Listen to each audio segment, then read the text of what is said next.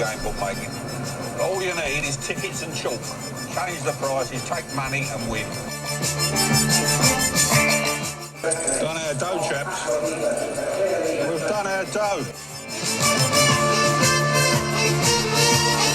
I'd see patronising attitude. Treating us as players. That's unfair. I would see betting shops return to laying bets as opposed to being mini casinos. Hello, welcome. Yes, it's that time of week again. It's the sermon. And joining me as usual to chew the fat are John Lang and Chris Law-Malvo. Good evening, gentlemen. Hello. All nice and refreshed. I didn't have to get up and put any questions up this morning. I had an extra 15 minutes in bed and I feel wonderful. Invigorate. We're changing it up this week. Obviously, we love talking racing politics, but we've done that for ages now. And we thought we'd have a really good show on betting, everything to do with betting stories, stuff we might not have mentioned, betting strategies, things like that, and just living in the past, really, at the good old days. And I know that some of you have asked questions on this privately and you want to hear more betting stories, and we hope we can deliver on this show.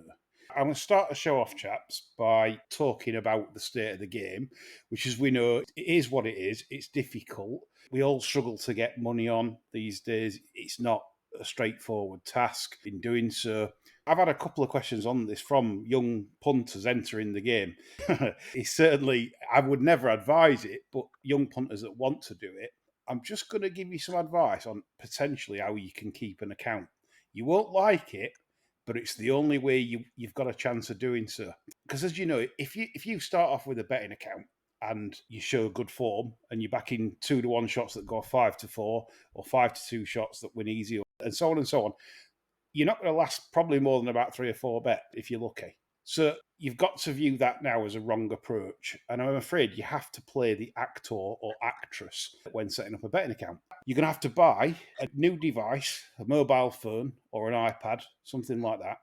Make sure there's nothing on it, as in you don't browse Timeform, don't browse knowledgeable racing sites on it, use another computer for that. Don't log into your Wi-Fi, buy a certain amount of data on that product. You don't need a lot, but you'll need a bit. Then scout the muggy websites, how to win on casino betting, how to win on roulette. Go on all them. Let the algorithms that the bookmakers use, because they check your cookies, they will think then you're a total Toby, as in like, oh, lovely this. And you can't just do that and then start sticking your money on as if to say, well, that'll work. You've got to then bet the bad ones for a while. And I'm talking about over a period of 6 months. When I've done it in the past, I've managed to get accounts to win. Usually it's about $2,000 in the end. I end up winning before they say that's it and shut me down. But you start off by doing the bingo, bet builders, you back horses close to the off at muggy prices that are shorter than what they are on Betfair. You can even fancy them if you want, but you're taking a bad price. That's the main thing, the price. So in the end, you're not going to do it all in, but you're going to look a complete mug. Now, I'm told off a Bet365 insider, their algorithms tend to work on about 100 bets. They can tell a punter's sort of if they're any good after 100 bets. So if you play the actor and actress over 100 bets and however long it takes you to have those bets, that's the time when you can start kicking on. But don't change your stakes. Don't up your stakes. You've got to be staking the same amount as what you were when you were mugging yourself off. So 40 quid at 6-4, 50 quid at 2-1. Then you start having 50 quid at 6-1 that should be 7-2, and so on and so on. That's the way to play the game, to keep your account for as long as possible and actually win money off them without them getting the face on. And I can vouch for that on numerous occasions. I've done it. I can't be asked doing it anymore. It's boring. It takes me ages to actually get anywhere with it. And I just get fed up playing the actor or actress, if you like. So that's the first advice if you're trying to keep an online account. John, any comments on that? Yeah, I can't argue with any of that, Lee. Sage like advice, I would have called it. You've got to protect your account above all else these days, otherwise you're out the game. Yeah, I know punters complain and they'll say, like, well, I've just registered with these or this book or that book. But if you're going to rinse them, like after 5 or 6 bets, and because you know you're on something that's live, or you know you're on a good value bet because you know it's going to shorten. You know for a fact that they ain't going to put up with much of it. Don't forget, they're not watching your account willy-nilly. It's algorithms. All their online stuff is all algorithm based. So you've got to fool every single algorithm. And that means, like I said, everything's got to be clean. Clean laptop or clean iPad, clean phone. Does that mean no porn? Well, no, it doesn't actually. No, I reckon. Midget porn. If they think you're sat there frapping away, they probably think you've got one eye on the porn and not concentrating on what you're doing.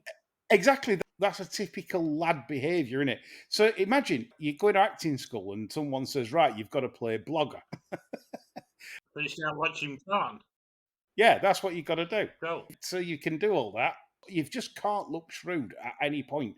And obviously in your cookies, the bookies steal your data and look at it and say, well, he subscribes to Proform, he subscribes to Timeform. Yeah. He's obviously a full-timer. And punters wonder why they get tripped up. That's one of the things they do. It's only one of the things they do.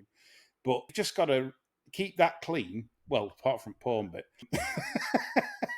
Just no shrewdness allowed. Yeah, so as long as your only subscription is Alex Link swallows the sausage, you're all right.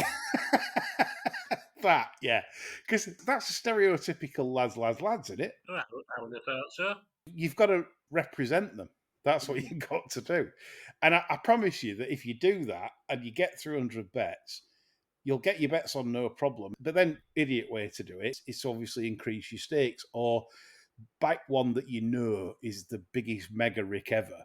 When I was doing it with Paddy Power, I think it was something like 12 into about 5-2, and that was it. It didn't win either. They never win either. And I was about $2,000 up into every account I've seen to have had with online bookmakers and tried to nurture one. Like I've said, I've finished about $2,000 up. It's as if they get to that point and then they might look at you, send it to a human and say, right, he's $2,000 this kid. It's what it seems to be. It's a magic figure, $2,000. Same happened with Bet365, same happened with Paddy Power, same happened with numerous others. And I just think that's it. But it's $2,000 at the end of the day, and you're going to enjoy your sport better. But you just have to play the part to get your account going. The next sort of subject, and I get asked this a lot by DM really, rather than public domain, is that in the last few years, betting's changed a lot, hasn't it? Again, we talked about difficulty getting bets on. We've got affordability checks. It's really, really difficult to manage an account. I've been asked, have I changed styles? Sorry, not just me. Have any of the bar stewards or anyone changed styles in how they play?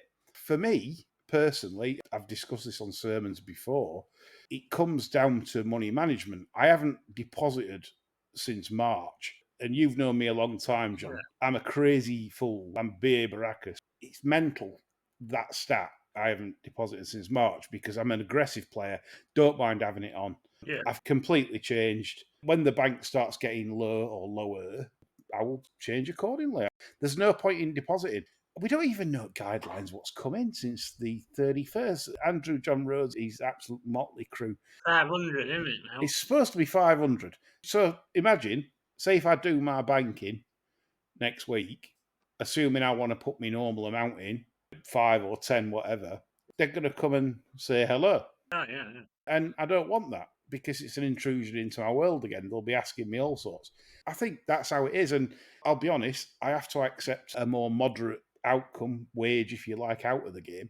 But the style difference, to answer that sort of question, is it's just with the staking. You just have to change. You know when you can press up, because when the bank's flying, you can then start to press up on the better value bets a lot more. When the bank's struggling, you just have to rein it in a little bit. That's when Bubba Watson plays like Nick Faldo. Yeah. Yeah. Bubba is just something else on golf courses. Yeah, it's a really good analogy, that. I would say I was Bubba as a bettor. Yeah. Whilst I've definitely got less stress in my life for it, but the brilliance of winning astonishing amounts, for me anyways, is now over. Because I won't be able to get the money into the system to be able to do that. Which is sad. Again, this is what we're doing. We're playing them how we're supposed to be told to play, which is a nightmare for a youngster coming into the game, because you want to put some poke in play And I think there might be some under 24s rule or 25s rule or whatever it is for deposit. Oh, there is, limits. yeah. If you're not a gnarly old twat, you're owed even less on. It is. It's absolutely dreadful. So, with regards to style, I would say that is a key requisite if you're now playing, especially on the exchanges, because the minute you go empty and try and deposit, they'll come for you because they don't employ like big compliance departments just to sit there and stick the thumbs up their ass. That's what I do on a daily basis. But it's a poor state of affairs. But if you manage it, you can eke a few quid out of the system. That's what we're trying to tell you if anyone's interested in that sort of side of things. Just coming to you two guys, John, I know you've had your marker account. You're one of the lucky ones, floated in on a throne. You have, and you've managed to keep hold of this for yonks. Is that still going all right for you? Not as well as it was. They're starting to get a bit chary about certain bets and things and amounts, and things are certainly tighter. And I would say that's in reaction to a man that doesn't have a particular style, unless you equate a style to a tramp that's lost a bout in tramp fight on the internet. And somewhere up as lab hunting style. Yeah, the same result are getting a little bit chary with me. Do you find that that's more difficult now in terms of getting multis on that are worthwhile? Oh, absolutely. I mean, I'm still allowed multis at longish odds, but I like a 4 or 5 horse multi where I'm playing between 5 to 2 and 7 to 2. They're not having a bar of that these days. No, I was even told off a private book I use that no more multis. Yeah. They just can't get them on.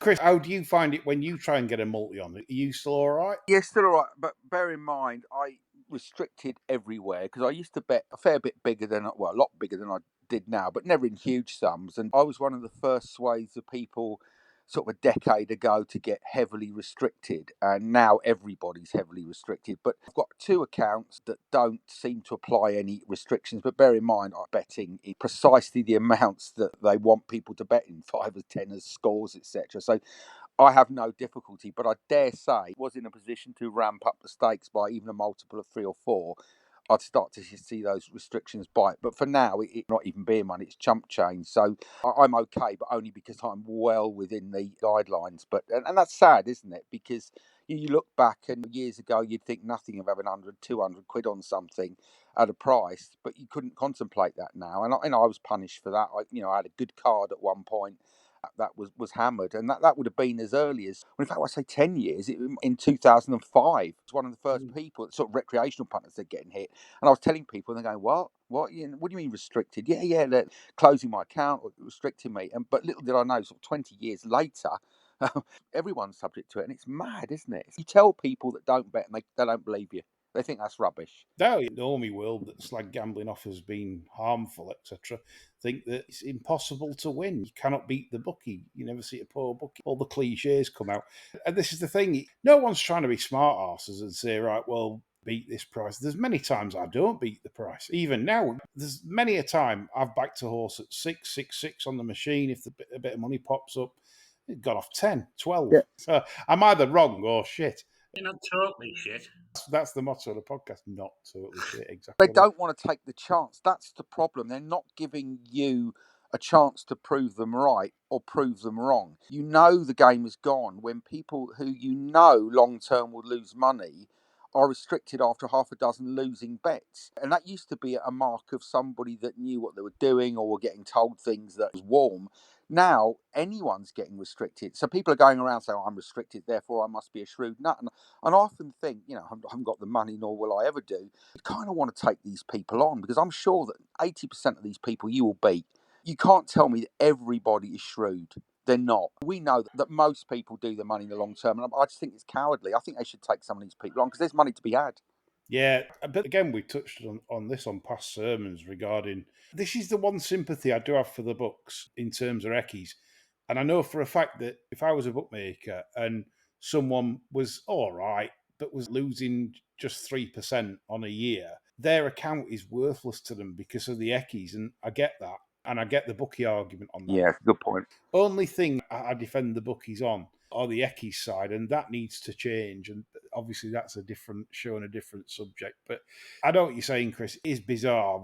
Not everyone's clued up. You're trying to tell me a lot of these people that post on TikTok who are legitimately saying they're restricted, you're telling me that they are warm. They're not. It's just that the algorithm has identified bets which the algorithm thinks has the potential to cause a loss to occur over a period of time. But it doesn't factor in the big thing that we've always said is the lack of discipline that 99.99% of recreational punters have. It's not a question of picking winners or finding the right prices. You can do all that and you can still do your bollocks. There are people who could have, I don't know, Patrick Veitch's card with a staking plan who would still do their bollocks massively. Why? Because they will deviate outside of what Veitch is telling them because they're bored. If he says no bet week, I'm going on holiday, they'll find something to knock it out on in the meantime. And the algorithms don't take that into account. They can't because it's a volume business, but it's the lack of discipline and money management and staking that causes punters to do their money, not necessarily the quality of their selection. And the algorithms don't, I think, take that into account.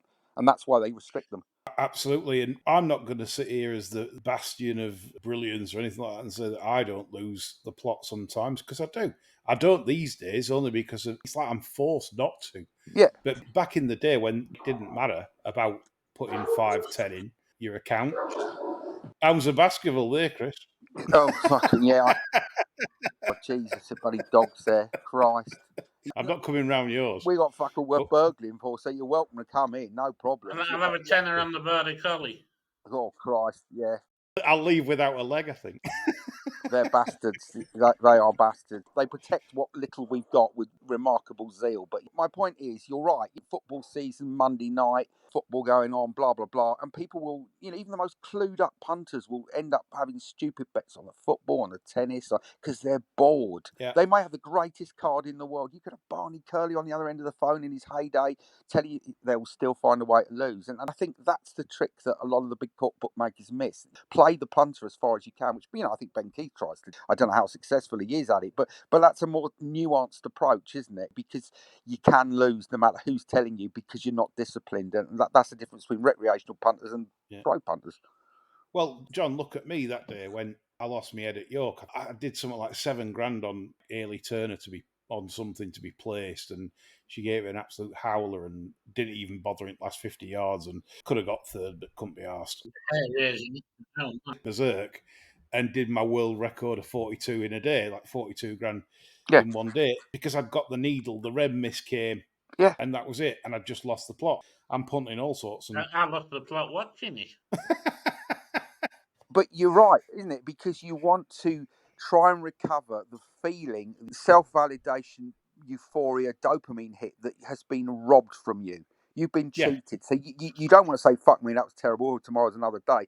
You need that feeling. That was rightfully yours. So you're going to go on tilt and try and bet anything just to get that feeling back, because it's an addiction. It's an addiction that you can manage, and everyone's addicted to something. It might be sport, it might be fucking exercise, but it's an addiction. And that's the problem. And the lowest of lows. Exercise is pushing it.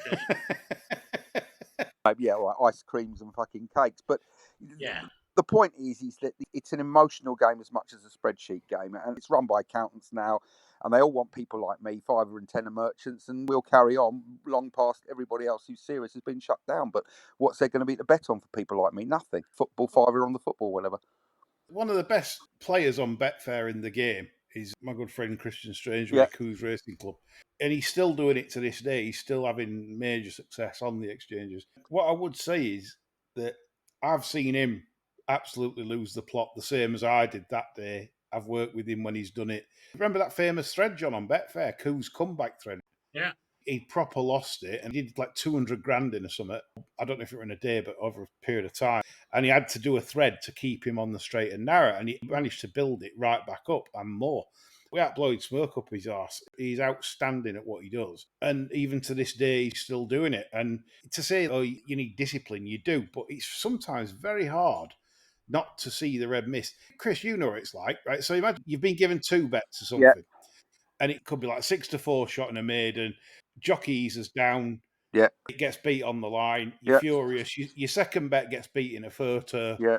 The rage, the needle stick, the red needle all of a sudden is absolutely ready to go bananas. Yeah. The chimp's bouncing up and down in your head. It's No, it is. And the only way to stop that is to completely walk away from the day, physically remove yourself from the television, from your phone, etc. Because a lot of the time you'll find yourself going back to bets that you discarded readily in the morning, messages or form horses or that slightly overpriced, and start reevaluating them, but with the mindset of, find me a reason why this is a fucking great bet. Whereas in the morning, you've done the same exercise. No, not for me, not for me. I'm going to stick to these two. I'm going to chuck the rest away. But you go back to horses that are running later going, oh, yeah, mate, maybe I was a bit hasty. And listen, if you'd have won early with those two or one of those two, you'd have put a nail in it, wouldn't you? And you wouldn't even consider betting the others. You wouldn't even bother looking for the results, would you? That's it. And you're right. And there's another golden rule to bring in here that I've brought in probably in the last few years. To be fair, it has worked. Highlight your best bet of the day before you start racing. You'll say, well, if I get 6-4 this later on shows, I'd have £1,000 on this at 6-4, something like that, right? On the exchange. That's my position. It's not possible then to have more than £1,000 on anything else that day, because if I did, that must be terrible staking. Even if like certain horses drift and make it possibly a bigger bet than it would be, the fact that you're going bigger than your BBOD, then you're making a staking mistake. Chris, you rightfully say about if you're on a bad day, you'll try and make a case to have more on something just for the sake of it. Because it's like, well, I need to get out of here, so fuck it. We've all done it. And people that haven't are the nerds, grinders, the modelers. These are the ones that, and I accept there are people that don't do things like that. But generally, most gamblers, as I chatted with Chris once, Cougs Racing Club, are addicted. I'm addicted. Right? Why? Because I love the sport. I like doing it. The dopamine is real in terms of when you have a winner, it's a thrill because you've won a good amount of money. But it's about controlling that. And by putting in measures like I've highlighted about, right, so that's your best bet of the day. You can't have more than £1,000 then and out else, because then you're just being an idiot. That's your grand bet. Is your 50 on this, 100 on this, 250, and you make sure that you've got that set out, and then that way I think you stake right. And the modelers have the advantage because they are not emotionally invested in the sport or the outcome. Yes, they are in the sense that they want, to show a profit, but for them, the results are merely provide further data to refine their model. They're not terribly interested whether, bad beat, got beat a short head, etc. It's just another data point to refine it. So they can sit there, press the button, do the trades, didn't work today, fine, we'll carry on and further refine that model. They won't go on tilt because if the model says don't play, they don't play. But so they've got that inbuilt restriction which people like us don't have. Yeah. John, coming to you, right? Is there ever been a day like in memory, either modern or back in the day, where you've lost plot a bit? Yeah, there was the meeting, the EBA meeting, the Stagecraft got beat in the Judgment International. Oh, pain that was. I did an entire inheritance in the week, in the week. Fucking hell. Yeah. And that included going shopping on Gimcrack after now. Wow. Because I was that sick. Yeah, my auntie had left me a few quid, and there was less than a few quid left at the end of the week. Could you imagine, like the gambling arm groups listening to this? They'd have your section, John, for that. I said to Jeff Banks that time when I remortgaged my house back in day, and like to free up some more capital for a bigger tank. Imagine saying that now. What using this money for? Obviously, you never tell the truth. You say, home improvements, going to build an extension. But tell them out. I mean, I went into that meeting just thinking how much I was going to win, in all honesty. Yeah. Stagecraft got bait, and that wasn't just red mist descending, that was pure blood coming down in front of my eyes. I think that's it. I think the needle is a vital part in the people that bet for a living. It's really hard to do. Remember as well, that was there was the fast strip on the rail. Yeah. And if you bagged the front and got that far rail, you weren't getting beat. Even Jolyon Wilson had one on the rail there that way, which made everything worse as well. Whizlon. Yeah, and you see then, I felt I'd been cheated. I hadn't just lost, I'd been cheated because that sodding rail. So then, instead of saying, well, you've got to be careful here because there's a rail bias that you're not forced to get your arse on, I thought, no, fuck this. I'll just go bigger. Yeah. You can stand to one side and look at that and you think you're a fucking lunatic. But that's what happens when it proper takes hold. Yeah. I had no drink that week. It wasn't booze or anything else talking. It was just pure savage self-indulgence and self-pity, self-loathing, Yeah. narcissism in its purest form, shall we say. Yeah. I think this is a good show because Chris does highlight a very good point in terms of how he says just because a punter might have a certain set of figures, like, oh, this looks quite good. I think if that punter at any point during that period had showed even like one chasing tendency during a day, like, you can see when it happens. One day, bet. It's not the normal pattern. I don't know if the algorithms they probably can monitor that, but certainly I think a good chase day, the bookies love it if you do chase, and they know when you do because you can see that they've been evil for years. They're having to behave themselves a bit more now, but I'm not so certain these conditions apply to all people. I don't think they're rushing to get rid of the slot players on these checks. That's just my opinion. I know, like Chris Pulls talks about it and said, Lee, you're wrong on this and this and the other. He's more hands-on than I am. So I know that York meeting, Lee, I had been fucking hard to track because I tried everything. I was switching boat makers. I was taking half a point less just to bet with a different boat maker to change my look at the finish. Yeah. One of my earlier bets was with Johnny Ridley on the Tuesday, as it was then. And then I seen him just before the last race on the Wednesday. And he said, fucking hell, I thought you'd gone home. Because I used to bet with Johnny quite a lot. It's amazing because when I've seen you play and stuff, and we've been going to York together now for a few years recently, there's not much action with you. It takes a bit for you to get motivation. Sat there like Bruce Scott in his crypt. Like the motivation to actually bet. Yeah. Seems to be a lot more difficult with you these days. But that's a good thing. I think in a way. I think that year was a severe lesson learned, in all honesty. I've never come close to repeating them antics, ever. No. I gave myself a severe talking to when I got home. Again, coming back to Chris's initial point, I don't think there's many in the game that won't have lost the bananas at some point and just gone absolutely ape and gone full ape. No. Because that's what it does. The game does that to you. It's hard to explain, but bad beat after bad beat or after bad beat, it just gets the needle getting harder and harder and harder. That meeting, Lee, I didn't know where the fucking hell I wanted to be. I was round at the hog roast, I'm getting a baguette, I take 2 bites, it's in the bin, I go get an ice cream, I'm having a drink, I'm taking headache tablets. You fucking name it, I'm doing it. And it's anything better than calming down, which is what you need to do. Yeah. Great discussion on that particular topic. We'll come on to styles of betting before we come on to some fantastic betting stories. So styles of betting, we've got several really, haven't we? We've got system betting, people that use systematic approaches.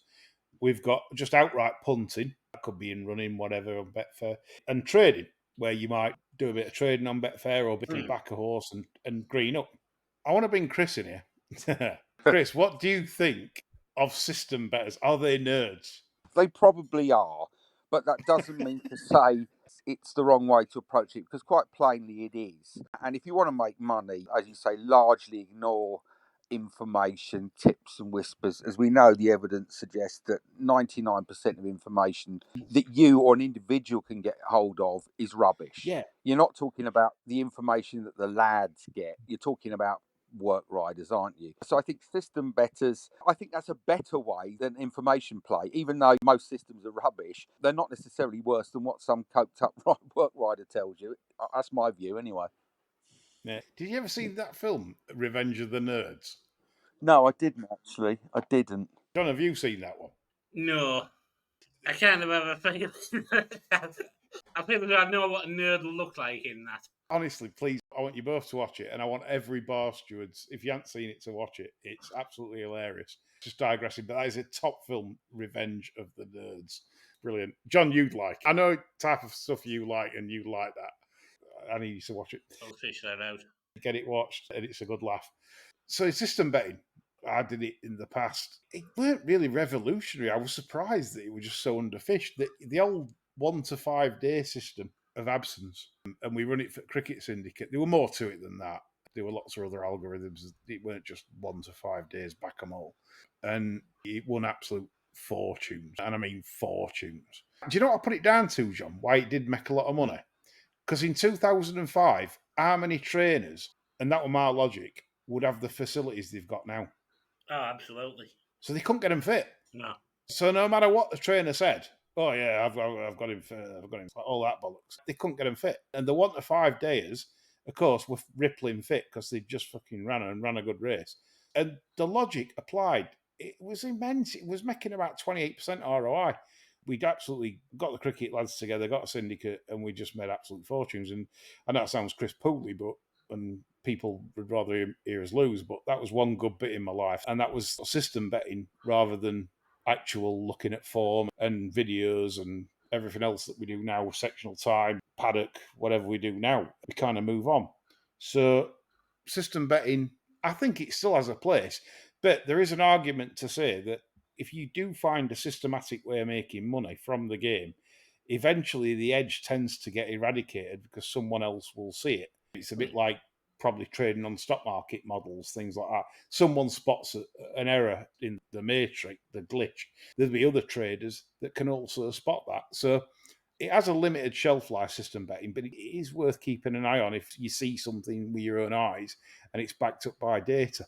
The logic's got to be there. It's like Galileo's, I think, on a Tuesday, like lost loads of money or won loads of money. I can't remember somebody who told me. Back in Galileo's on a Tuesday or something. It's got to have logic. You can't just come up with any old shit. But system betting can work. Trading, John, I know you apply a bit of trading to your in-running stuff. I love a good trade out at these front-running gas holes. Yes. You love to spot the front runners. Yeah. And you like to go in at the right price and then... Usually out after 2 furlongs. Yeah. Not all the time. No. If I actually think we can win. That's another thing, to be honest. I had the same conversation with the producer the other day. I think I backed one pre-play on the premise that it'd have a Han Solo. So I did. And I put a lay in and just left it there. And I got laid out pretty quick. And then I just said, why have I done that? Yeah, because you thought I was going to win. Yeah. Because they've given it a Han Solo and it's got a decent chance anyway. Yeah. Why? Just leave it. It's a good bet. It's a great bet. If you've backed it at 13 and it's at 6.4 after a furlong, it's like, well... And they've all left it alone. Well, what are you doing? Getting 6.4 away? Yeah, you're in business, aren't you, really? Just leave it as a bet. But it depends how risk averse you are. And if you just want that little green day, no stress, no pressure, and you're happy to do that, then fair play. But trading for me, it's not my style. As in, I tried it once on a bad run, or a bad run punting, trading away just to protect the bank, really, and did all right. And then I think there were a couple of trades that went badly wrong and wiped it all out. And that's it. It's just not my style of play, but I get it why people do it and get some decent cash out of it. So fair play if you do that sort of angle. Outright punting, John. You love that. You love a punt. Oh, yeah. But you're in the bigger price bracket, though. Yes, that's where I like to be. That's where I'm comfortable as well. I'm not comfortable heaving it on at 5 to 4 or the like. And strangely, I am comfortable heaving it on at 28 to 1. Yeah. Which can cause its own problems, of course, because your winning runs are short and your losing runs can test your mettle somewhat. Yes, got to have the right constitution to be able to play that sort of game at big prices. Davis on our team would be similar in terms of he has a price zone he likes, he's good at it, but then you get him in the shorter zone and he's like a fish on a sandy beach. Well, I think the common denominator there, Lee, with 2 old men that are probably badly wired up now and the actual stress of the situation. What do you mean now? The stress of the situation now takes that long to actually get to our brains and permeate. It's all over by the time we realise the gravity of the situation. So yeah. I think that's how we get away with it. Punting for me, as John will know, I love a fav. Chris loves a fav. The reason Chris loves a fav and I love a fav is that losing runs tend to be shorter. Yeah. There's still plenty of value in them plays. Yep. We do it on our services, don't we? If we put one out at 6 to 4 and we say it's 8 to 11, then in our assessment, we've got a 57% chance of winning, which is better than a coin toss. And we're getting odds against our money. And the dopamine hit is 57% likely to happen, Chris. Yeah, a strategy that's based solely on massive prices. You have to have an almost religious faith in your selection methods to withstand losing runs that can be weeks, even months. We get sort of 34, 35 losers on the bounce, hoping the next one you hit's 50 to 1 chance. Now, Just in my head, I'm fucking Buddha. mhm. Yes, quite. But you're right. A strategy that mixes and matches is probably the best way forward, unless you're absolutely sure that you've got an edge. 100% sure you've got an edge, and it's only a matter of time before you collect. But for most people, they need that regular kind of validation and assurance. And after 2 weeks with no fucking winners, it's like, fuck this. Look what happened earlier in the year when Edge hit a bit of a sticky run, a little bit of a bit of variance. People moan, oh fucking hell, what's gone wrong? People bailed out. A week later, got it all back and then some within a matter of days. They won't stay the course, and that's the problem with most people. So a strategy built on big prices is not going to be good for the recreational punter. You've got to have some short ones in there, and you've got to have some winners. Yeah, I agree. But my tipping and betting are two different sort of avenues where I call it the Alan Cork. He used to play for Wimbledon and Sheffield United and things. Their producer don't like that one. You need to feel the customer or the person that you. I mean, this is probably good advice for tipsters as well. If ever you're doing a tipping venture, you can't just do what you want to do. If you have a big bet and it gets beat, say we go 1 and 2 points and we go 2 points, you can't then just put another 2-pointer out. You've got to try and stick a cork in the hole just to make them feel better. So sometimes, purposely, rather than looking for the 15-2 chance that should be fours or 7-2, we're looking for the 6-4 chance that should be odds on. And that's the next bet on the back of a bad run, because they need to feel that there's money coming back and the feeling of a winner.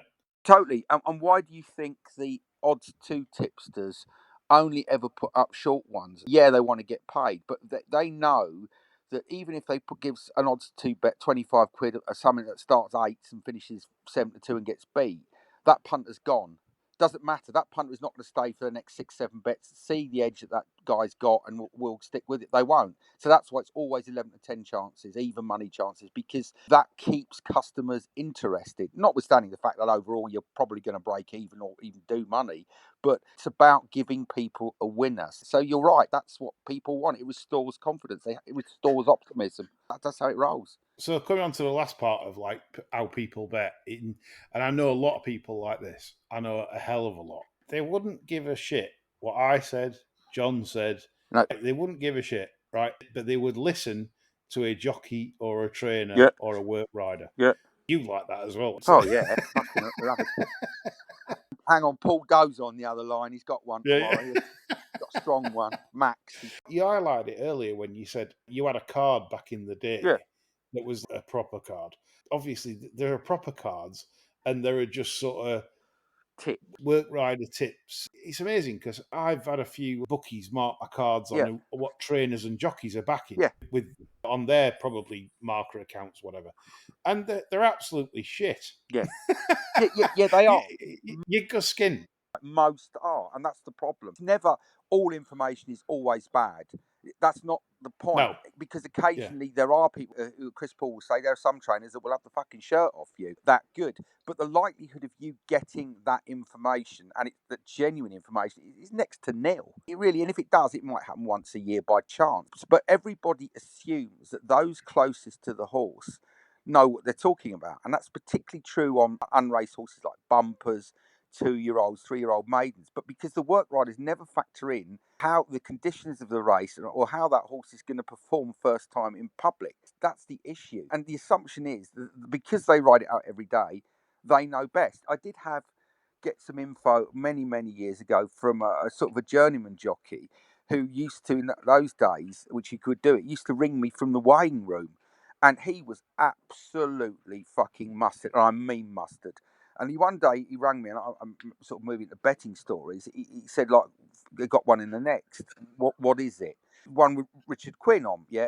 One of Paul Cole's unraced 2-year-olds. So I said, yeah, fine. Didn't have a paper. He said, absolute certainty. Quinn, he said, this will fucking win after length of the track. So I thought, that's handy. Give you an illustration of the stupid mentality of the recreational punter. Rather than taking that information, and Quinn was a good judge, by the way, apparently, I went into the shop and I saw this horse was 8-1. So I thought, fucking hell, 8-1. So I immediately quartered the bet I was going to have. And of course, it pisses up. Now, what I should have done was to have the lot on. And I would have done if it had been 9-4 or 7-4 or 6-4. But it was too big, right? So, notwithstanding the fact the information's genuine, so it's past that filter. The guy says not just win, it's to win half a length of a track. I forget which it was. It ended up like group class. And it pissed up. And I thought, well, that's too big. That's the madness of it. But that information is very, very, very rare. And as we know, most jockeys that do bet, they're not very good. They're not punters. And most trainers are shit judges. But because a trainer's told you something, that has somehow higher cut value or greater currency than somebody that spent 12 hours. And we all know people, Lee, that are fantastic form judges that will lose their shit straight away and discard their carefully crafted selection in favour of a tip at the last minute. Someone comes, I really fancy this, is a 9-4 chance, it should be evens, and someone says, by the way, this trainer's bet they're on lumpy. Oh, fucking hell, better be on that. That's the madness of people's psychology. You just can't get away from the idea that the trainer knows everything or the jockey knows everything. The reality is they barely know little more than most people. If they do, they might know a little bit more about it. They might know about an injury or missing work, but most of the time, they haven't got a fucking clue. They just enter them and run them, don't they? Yeah. John, did you ever come across any decent info merchants in your time? Not especially one that I would particularly care to listen to. Obviously, there were certain work riders that I was involved with, but the thing was there, I was privy to the work anyway, so it didn't really matter. In the dog game, it's different. You got dogs, particularly around old NGRC tracks or flapping tracks. You had trainers that would never tip you a fucking loser because they trained out of a medicine cabinet. And I told you about the guy I used to have trained at Norton Keynes at Cradley Heath. He was just never wrong. Looking back now with the benefit of hindsight, you could have had what you wanted on. 5 on would have been value. Yeah. Dogs would lap the others. When he said, yeah, fucking max bet. But at the time, you don't know. But looking back, you think, fuck me. Okay, you can only get a couple of £100 on, but it was a license to print money. But horse is different, totally different game, much more complicated, despite what people say. And I just think that people would be better off just ignoring. I mean, look, we get the tips and whispers from our friend on the private group chat, and 8 times out of 10, they're too short and they get beat, or so-and-so trainers had £1,000 each way. It's interesting information. You might look at it and go, that might bolster your own opinion. But the days of me rushing in and doing that now are gone because time after time, they haven't got a clue, have they? They don't know what they're doing. And the ones that do know ain't going to fucking tell you anyway. No, there are 2 types of info, which are primary and secondary. Yeah. Secondary is what everyone gets on group chats and telegrams and WhatsApp groups. And primary is one that there's only maybe you and a couple of others will know, and it's not gone anywhere. Yeah. That's the difference. So, yeah, that's how info works. Especially younger listeners that maybe get into the game and think they found the golden grail with a work rider contact or a jockey contact.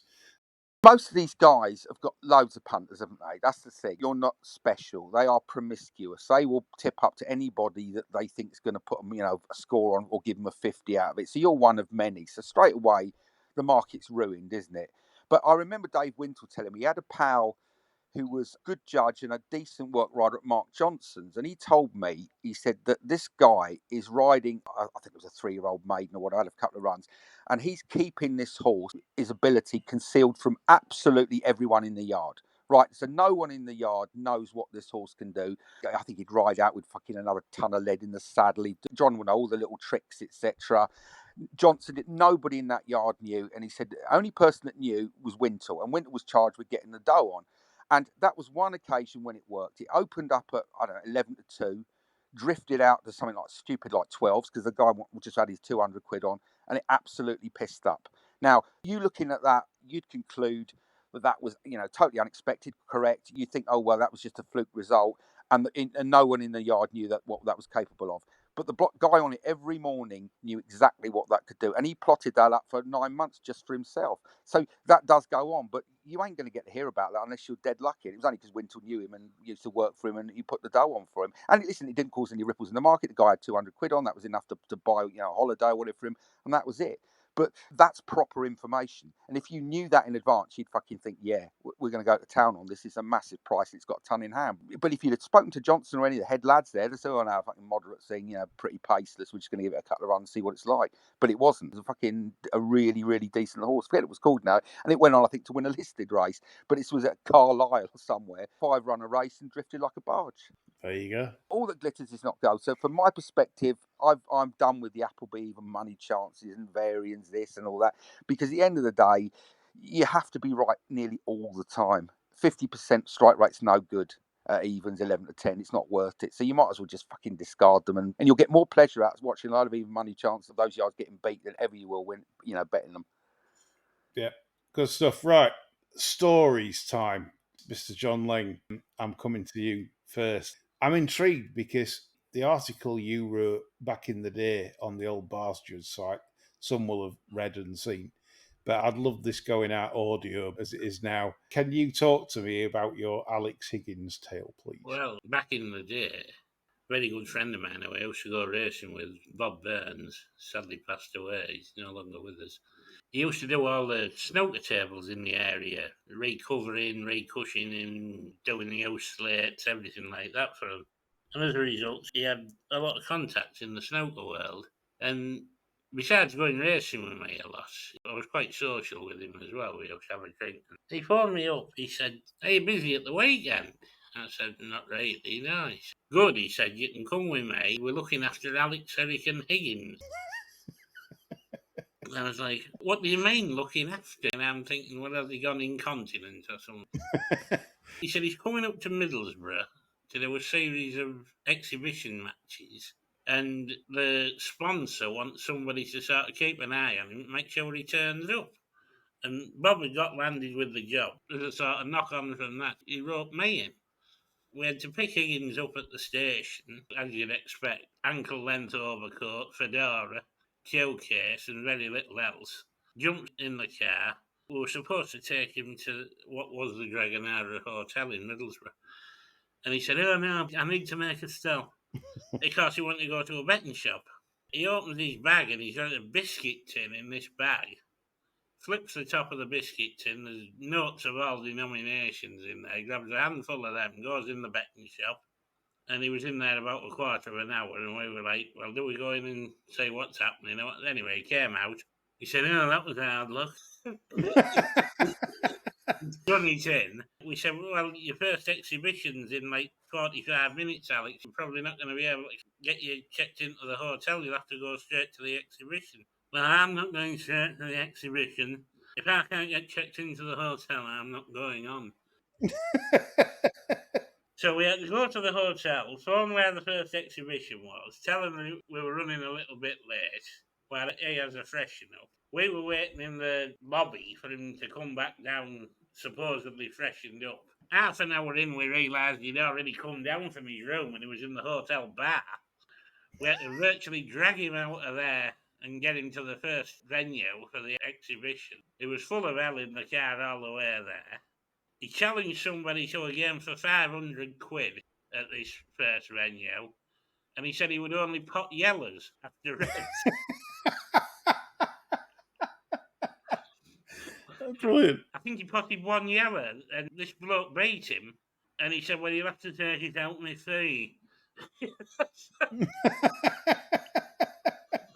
I thought, Christ, we're in for it this weekend. I mean, sure enough, it was just basically hell on a stick, keeping an eye on him. The minute he got his hands on anything resembling three figures, £100 plus, it was a betting shop, a casino, you name it, anywhere you could do it in, he wanted to be there.